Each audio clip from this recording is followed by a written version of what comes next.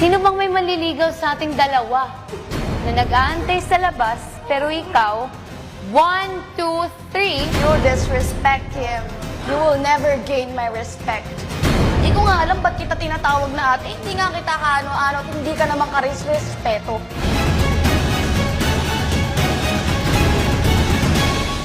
Usap-usapan ngayon at talaga namang nagte-trending ang sagupaan nina Jazz at Fiang. Nagkaroon kasi ng debate ang adults at teens kung saan mainit na pinag-uusapan ng mga netizens ang nangyaring sagutan ng dalawa.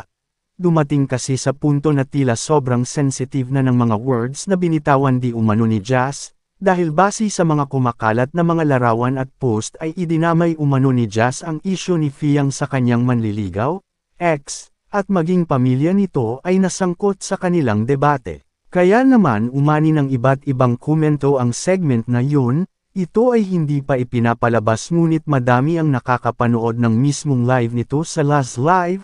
Mababasa ang isang quote na sinulat ni Fiang at narito ang nilalaman ng quote.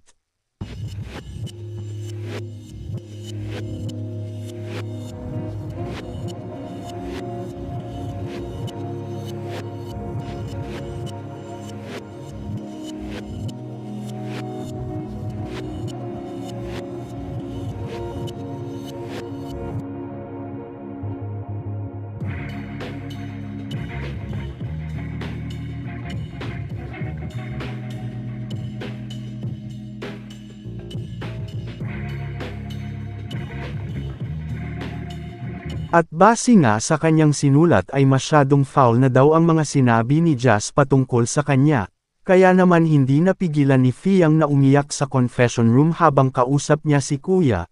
Habang nag-uusap naman sina Dylan at JM ay napag-usapan nila ang tungkol sa nangyaring debate ni na Jazz at Fiang, sabi ni Dylan at JM na bakit pati daw di umano pamilya ay idinamay ni Jazz.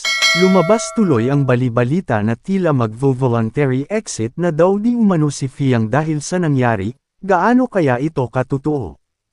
Abangan ang susunod na episode ng TVB Gen 11, kayo ano ang inyong magiging komento tungkol dito?